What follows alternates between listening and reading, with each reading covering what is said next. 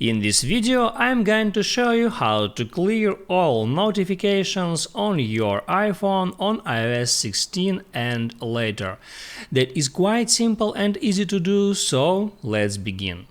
On iOS 16, you can open up your notifications while you are on lock screen just by swiping up like that.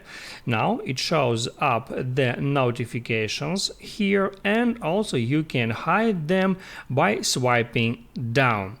And once you swiped up, and if you want to close all the notifications at once, all you have to do is to hold down at that X icon to bring up this option of clear all notifications. Just hit on that and you have just cleared all your notifications. You can swipe up and here it says no older notifications.